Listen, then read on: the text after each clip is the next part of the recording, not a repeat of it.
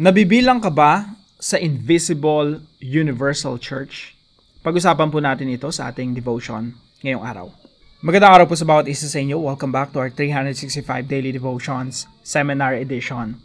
Binabati ko po muna si Jonathan Salting, Ann Chavez, and Francis Junicio. Maraming salamat po sa inyong pagsuporta dito sa ating channel at sa araw-araw na pagsubaybay. Now, yung topic po natin ngayon ay Invisible Universal Church. Membro ka ba ng Invisible Universal Church? Now, ito pong Invisible Universal Church, hindi po ito isang organisasyon na inirerehistro sa SEC or nire-recognize ng government. Ito po ay invisible. Hindi mo nakikita, pero naririyan. So, basahin ko po muna yung concept dito. Unawain po muna natin mabuti, tapos i-explain ko po. At meron po tayong discussion question. So, mas lalalim pa tayo sa usapan patungkol dito. The invisible church refers to the true church as God sees it. So yung universal church, yung body of Christ, yung katawan ni Kristo, yung iglesia, yung totoong church, Diyos lang ang nakakakita. Siya lang yung nakakaalam kung sino talaga yung membro ng church. So as God sees it, a spiritual reality made up of all genuine believers united by faith in Jesus Christ, regardless of denominational differences or earthly divisions. Tayo kasing mga tao, dinidivide-divide natin yung church eh. Ito yung denomination, ito yung mga religious groups, etc. etc. Pero yung Diyos lang talagang nakakalam kung alin dyan sa mga tao yung member ng kanyang iglesia. Kaya pwede kang magpa-member sa isang organisasyon, isang denominasyon, isang relihiyon, pero sa harapan ng Diyos, hindi ka pala member. Possible pala yun.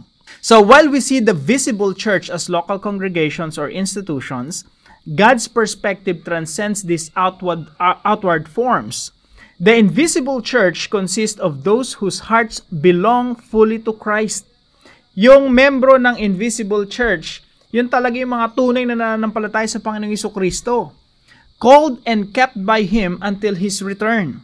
This understanding reminds us that our true identity is found not in buildings or programs or denominations or religions, but in our relationship with Jesus. Kaya po lagi nating ine-emphasize ang importante, yung relasyon mo sa Diyos.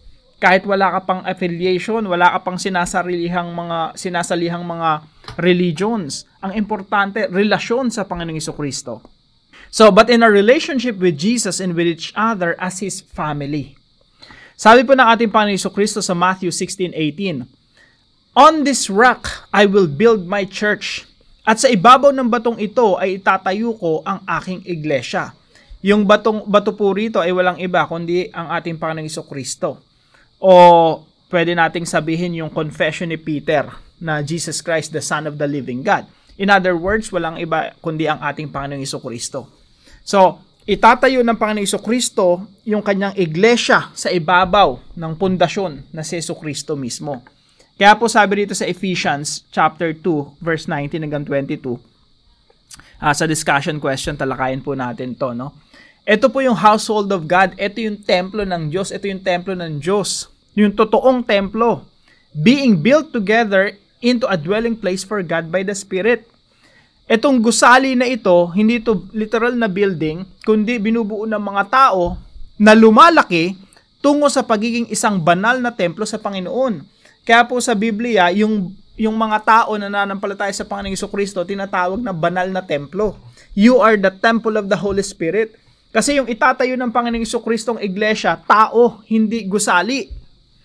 Yan po ay matatagpuan nyo rin sa 1 Peter chapter 2 verse 4 and 5. Para mas mabilis unawain, tingnan po natin yung drawing na to, no, itong diagram na to. So si Jesus Christ po yung cornerstone na ang pundasyon ng tahanan ng Diyos ay si Jesus Christ is the cornerstone, then the prophets, the apostles, sila yung mga nagtuturo patungkol sa Panginoong Jesucristo, sila yung nagsulat ng Biblia, at tayo po ay nakatungtong doon, members of God's household. Sabi po ni Pedro, tayo yung mga living stones, mga batong buhay na pinagpapatong-patong hanggang sa mabuo yung tahanan ng Diyos. Sa makatuwid mga kapatid, yung iglesia ng Diyos, hindi ito building, hindi ito struktura, hindi ito religious groups, kundi ito yung tahanan ng Diyos, the dwelling place of God, the temple of God, na binubuo ng lahat ng mga taong nananampalataya sa Kanya. Kaya yan po yung pinakauna nating katuruan ngayong araw. The invisible, universal, true church of God. Number 1, the true church is not merely a religious group. Yung totoong iglesia po, hindi po ito mga relihiyon na dito sa Pilipinas, maraming mga relihiyon, no, na inirerehistro sa gobyerno, sa Security and Exchange Commission. Meron ditong malaking relihiyon sa Pilipinas na sinasabi nila, pag hindi ka member ng church namin, hindi ka maliligtas. Hindi ka kabilang sa iglesia ng Diyos. Sa pakatandaan po natin mga kapatid, yung totoong relihiyon, yung totoong church, no? Forget about religion. Yung totoong church, it's not merely a religious group. Hindi ito relihiyon. Kasi si Jesus Christ, nung sinabi niyang, upon this rock I will build my church, hindi niya iniisip na magtatayo siya ng relihiyon na magpapamembro tayo. Ang iniisip niya yung church, the body of Christ, yung mga tao na mananampalataya sa Kanya. So lahat ng nananampalataya sa Panginoong Jesucristo ay membro ng Kanyang iglesia. Point number 2, the true church is made up of all believers. Yung totoong church ay binubuo ng lahat ng mga mananampalataya. Now, pause po muna tayo. Magbibigay ako sa inyo ng isang test. Maraming mga test. Pero ito, isang test, paano mo malalaman yung kung mali yung isang relihiyon o hindi.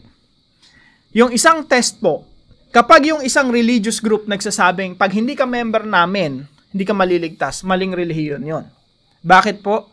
Kasi yung relihiyon, kailanman hindi naging tagapagligtas.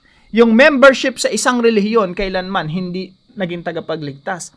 Walang iba po tayong tagapagligtas, kundi ang ating Panginoong Jesucristo. Now, pumunta tayo doon sa isang talata sa Bible, sa Luke chapter 2, verse 42 to 43. Dito po, merong tatlong nakapako doon sa krus. May dalawang magnanakaw si Jesus, yung isa roon. May dalawang magnanakaw din si Jesus Christ. Sabi po ng isang magnanakaw, Jesus, alalahanin mo ako kapag naghahari ka na. Isipin niyo po itong magnanakaw na to, nananampalataya sa Panginoong Jesucristo na si Jesus, merong kaharian. Nananampalataya siya kay Jesus Christ, na si Jesus Christ hindi kayang lupigin ng kamatayan. Naniniwala siya na si Jesus King, and Jesus as a kingdom. Matinding pananampalataya yun, nakapako sa krus, nananampalataya ka na hari ito, tapos merong kaharian. Nakita ni Jesus Christ yun, and sabi ng ating Panginoon Jesucristo, sinasabi ko sa iyo, isasama kita ngayon sa paraiso. Today you will be with me in paradise.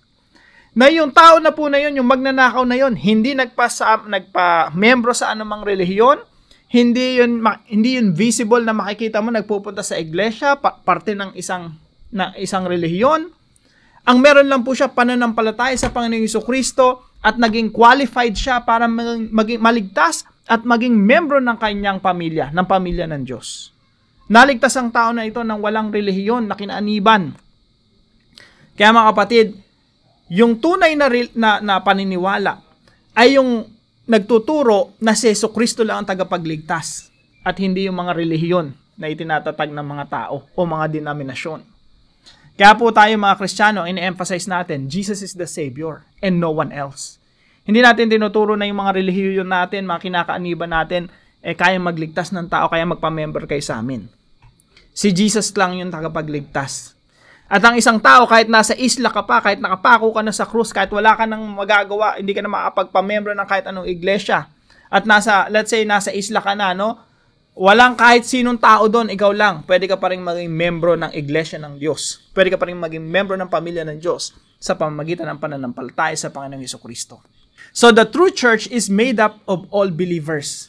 Lahat ng mananampalataya, kahit hindi ka pa nagpamembro sa isang religious group, pwede kang maging parte ng iglesia ng Diyos. Bakit? Kasi yung iglesia ng Diyos, yung totoong church of God, invisible, Diyos lang nakakalam. And that's our point number 3. The true church is invisible and known to God alone. Ibig sabihin, pwede kang umattend sa mga churches, pwede kang umattend sa mga religious groups, magpa-member kung saan sa mga relihiyon. Pero, ang Diyos ang nakakaalam kung totoo ang iyong pananampalataya. Ang Diyos lang ang nakakita kung sino talaga yung Kanya. Kaya po sabi ng Panginoong Jesucristo sa John chapter 10, verse 27 hanggang 30, My sheep listen to my voice. I know them. Kilala ko yung aking mga tupa. And they will follow me. And they follow me. Sa makatuwid mga kapatid, ang makikita lang natin yung mga taong nandun sa loob ng church. Yun yung visible. Pero yung invisible, yung Diyos lang yung talagang nakakita kung alin dun sa mga tao na yun, sa crowd, sa kalipunan, kung alin sa mga tao yung totoong nananampalataya sa Panginoong Jesucristo at totoong sumusunod sa Panginoong Jesucristo. So the true church is invisible and known to God alone. So yan, na-establish po natin, no? Yung totoong church, hindi yan kailangang maging membro ka ng Security and Exchange Commission, na-establish ka ng ganitong taon, hindi kailangang magpa-member ka, na nakasign ka talaga para maligtas ka, na member ka ng isang religious group. Yung totoong Church of Christ, Church of God, binubuyan ng lahat ng mananampalataya across time and space. Ibig sabihin, simula ng unang panahon hanggang sa kasalukuyan, sa lahat ng dako, basta nananampalataya sa Panginoong Jesucristo, membro ng pamilya ng Diyos, membro ng church. So, paano po natin to isasabuhay? Number 1, application. Value faith in Christ over membership. Mas pagpahalagahan po natin yung pananampalataya sa Panginoong Jesucristo. Kasi pwede kang maging membro ng mga churches, denominations, and religious groups. Pero yung pananampalataya mo sa Panginoong Jesucristo, hindi genuine, hindi tunay. Paano mo malalaman kung tunay yung pananampalataya kung ikaw ay sumusunod sa Panginoong Jesucristo? Value faith in Christ over membership. Hindi po tayo nagtataas ng mga relihiyon. Ang itinataas po natin ay ating Panginoong Jesucristo. Hindi tayo nagtataas ng mga pangalan ng ating mga churches. Ang itinataas lang natin ng ating Panginoong Jesucristo, ang nag-iisang tagapagligtas. Point number 2. Value genuine connection to the family of God. Pagpahalagahan po natin yung genuine connection, yung connected ka sa pamilya ng Diyos. Hindi porket merong isang thief na namatay, isang magnanakaw na namatay mag-isa, ikaw, sasabihin mo Kristiyano ka, mamamatay ka na lang mag-isa. Hindi ka kabilang sa iglesia. Hindi ka man lang umaattend sa mga gathering ng mga Kristiyano. Hindi ka man lang pumupunta sa church gathering. Sabi mo, yung thief nga, magnanakaw nga, naligtas eh. Totoo, naligtas yung magnanakaw, pero ang tanong ikaw, nakapako ka ba? Hindi ka naman nakapako sa bahay mo para hindi pumunta sa pamilya o sa mga pagtitipon ng pamilya ng Diyos. Now, kung si Kristo nagtatag ng iglesia at mahalaga kay Kristo ang iglesia, bakit hindi maging mahalaga sa iyo ang iglesia? Hindi ka tinawag ng Diyos para maligtas upang magsolo. Tinawag ka ng Diyos para maging membro ng kanyang iglesia at makipag-fellowship sa kapwa mananampalataya upang sama-sama tayong lumago sa pananampalataya. Huwag natin kailanmang isipin na ang mahalaga, relasyon ko lang sa Diyos, nagpe-pray naman ako, kami lang ni Lord. Mga kapatid, importante yung kapwa mo mananampalataya kahit hindi pa sila perfect. Tayo naman, di naman din perfect eh. Bakit tayo maghahanap ng perfect church? Yung church ni Jesus Christ binubuo ng mga taong imperfect. Mga taong makasalanan. Mga taong makasalanan na nagtitipon na gustong sumunod sa Panginoong Jesucristo. That's the church. At wag po natin kaligtaan na sumama sa mga pagtitipon sa iglesia. Pagpahalagahan natin yung mga Christian fellowships. Value genuine connection to the family of God. And number 3 po, value love. Pagpahalagahan po natin ang pag-ibig. Unity. Bakit ba kailangan natin ng pag-ibig sa church? Kailangan natin, alam niyo po, kung ikaw wala ka pang church na kinabibilangan, pagpunta mo ron sa church na yun, punong-puno ng mga taong makasalanan yun. Kailangan mo silang ibigin. At huwag ka mag-alala, makasalanan ka rin, kaya kailangan ka nilang ibigin. Kasi tayo ay imperfect people na hindi ka mahal-mahal. Mamahalin mo lang ba yung mga taong ka mahal-mahal? Paano yung hindi ka mahal-mahal? Tandaan natin mga kapatid, tayo ay hindi ka mahal-mahal sa Diyos pero inibig tayo ng Diyos. That's why we need love in the church. Kailangan natin pag-ibig sa church. Kailangan natin ng unity, pagkakaisa, habag, mercy, practice mercy, and forgiveness, pagpapatawad sa loob ng iglesia. So, value faith in Christ over membership, value genuine connection to the family of God, and value love, unity, mercy, and forgiveness. Para po sa ating discussion, why is faith in Christ the only way to become a member of God's family? Samahan niyo po ako sa panalangin. Lord God, thank you for making me part of your invisible church, united with believers across the world and through all time. Help me to remember that my true identity is found in Christ and in the spiritual family you have created. Teach me to love others as you do and to seek unity in your body, even when differences arise. May I live faithfully as your child, reflecting your love and grace in all I do. In Christ's holy name, I pray. Amen and amen.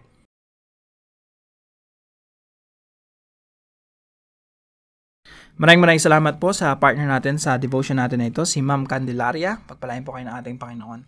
At kung kayo po ay may natutunan sa devotion natin na ito, ipalam niyo lang po sa comment section right below this video. And please don't forget to share this devotion to your family and friends. God bless you po mga kapatid. See you po tomorrow 5 a.m. dito po sa ating Daily Devotions.